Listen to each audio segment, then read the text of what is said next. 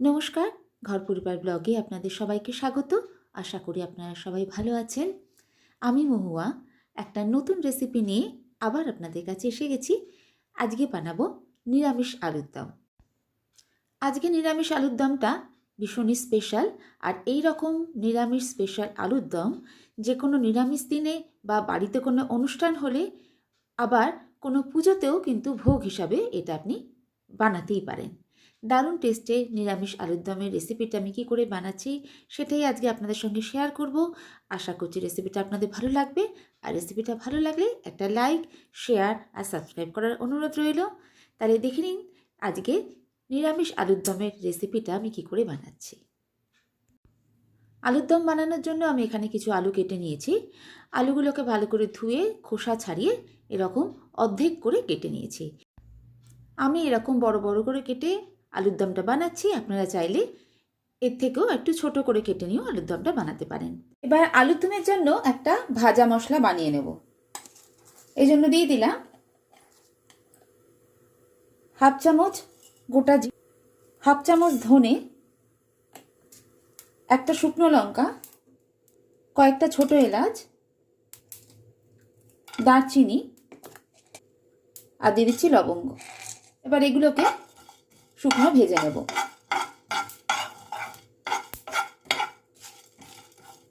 মশলাটা ভাজা হয়ে গেছে, এবার এটাকে ঠান্ডা করে গুঁড়ো করে নেব।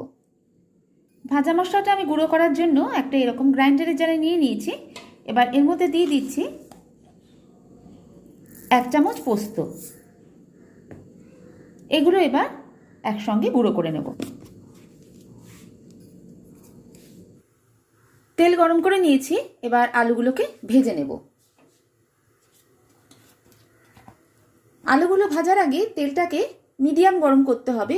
খুব বেশি গরম তেলে আলুগুলোকে ভাজবো না।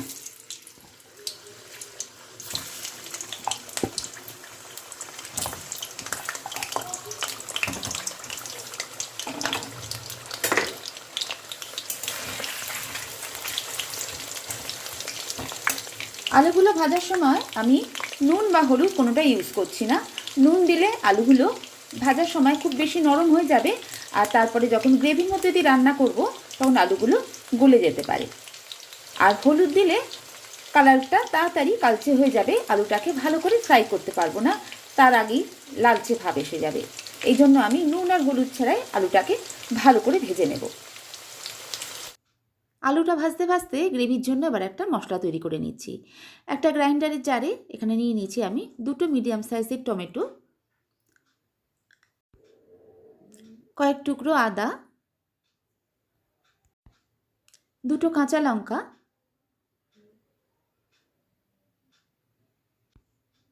কয়েকটা কাজু বাদাম যেগুলোকে আমি আধ ঘন্টা আগে জলে ভিজিয়ে রেখেছিলাম,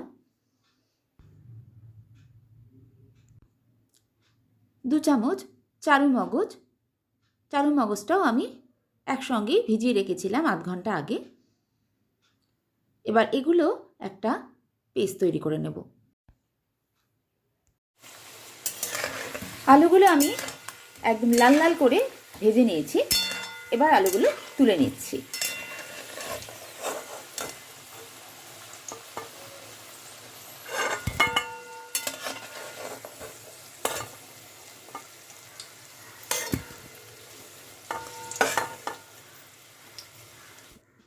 মিডিয়াম ফ্লেমে রেখে আলুগুলোকে এরকম লাল লাল করে ভেজে নিয়েছি। এতে আলুগুলো 50% সিদ্ধ হয়ে গেছে। আলুটা যেহেতু আমি বেশি তেলে ভেজেছি, এই জন্য তেল খানিকটা কমিয়ে রেখেছি। এবার এর মধ্যে দিয়ে দিচ্ছি হাফ চামচ ঘি।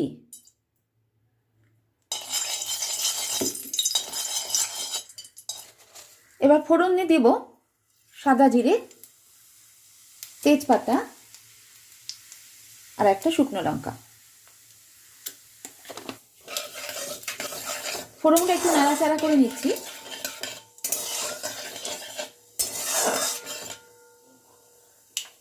এবার গ্যাসের ফ্লেমটা অফ করে দিয়ে এর মধ্যে দিয়ে দিচ্ছি হলুদ গুঁড়ো আর কাশ্মীরি লঙ্কার গুঁড়ো।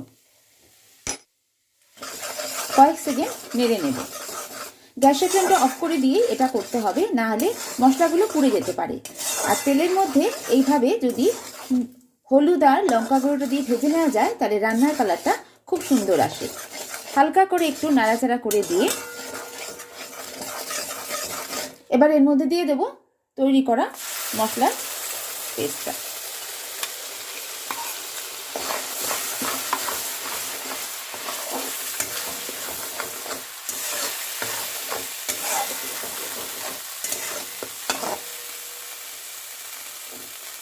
মশলা পেস্টটা দিয়ে একটু নেড়ে চেড়ে নেওয়ার পর এবার গ্যাসটা আমি অন করে দেব। এবার মশলাটা কষে নেব।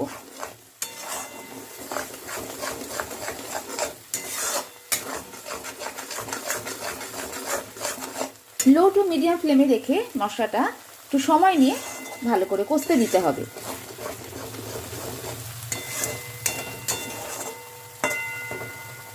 তিন থেকে 4 মিনিট মশলাটাকে আমি কষে নিয়েছি। এখন সাইড থেকে তেল ছাড়তে শুরু করেছে। এবার এর মধ্যে দিয়ে দেব ভেজে রাখা আলুগুলো।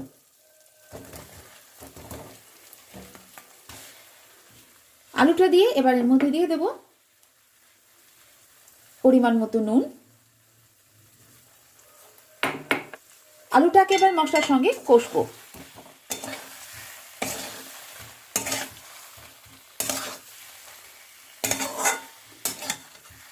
আলুটা কষার সময় গ্রাইন্ডারের জারটা ধুয়ে একটু জল দিয়ে দিচ্ছি যাতে তলায় লেগে না যায়। এর মধ্যে যেহেতু কাজু বাদামের পেস্ট রয়েছে আর চারু মগজও রয়েছে, তাই তলা একটু বসে যেতে পারে। এই জন্য অল্প জল দিয়ে আলুটাকে এবার আরও 2-3 মিনিট কষে নেব। এবার এর মধ্যে দিয়ে দিচ্ছি 2 চামচ ফেটানো টক দই। টক দইটা দিয়েও আবারও খানিকক্ষণ কষে নেব।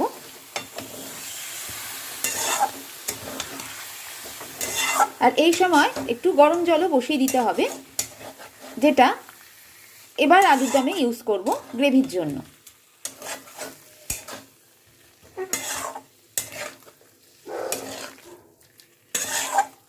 লো টু মিডিয়াম ফ্লেমে রেখে আলুটাকে এইভাবে আমি আরও 2 মিনিট কষে নিচ্ছি।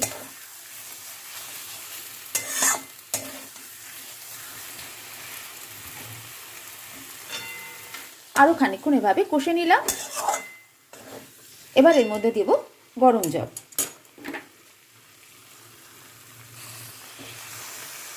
গ্রেভির জন্য এবার গরম জলটা ইউজ করছি। মিশিয়ে নেব।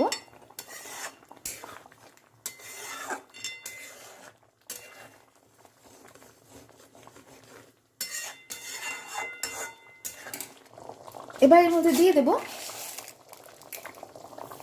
চিনি আর দিয়ে দিচ্ছি তৈরি করা ভাজা মশলাটা।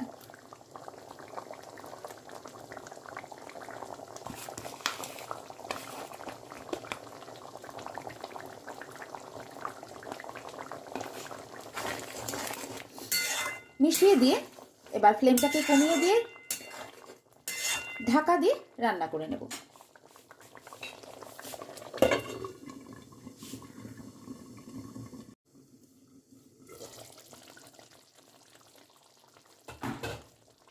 আলুর দমটার ভীষণ সুন্দর কালার এসছে। একবার ভালো করে নেড়ে দেব আর চেক করে দেখে নেব আলুটা ঠিকমতো সিদ্ধ হয়ে গেছে কিনা। আলুটা এখন একদমই ঠিকমতো সিদ্ধ হয়ে গেছে। রান্না আমাদের এখন প্রায় শেষ। আলুর দমে এই রকম গ্রেভি আমি রাখবো। নামাবার আগে দিয়ে দিচ্ছি অল্প একটু ধনেপাতা।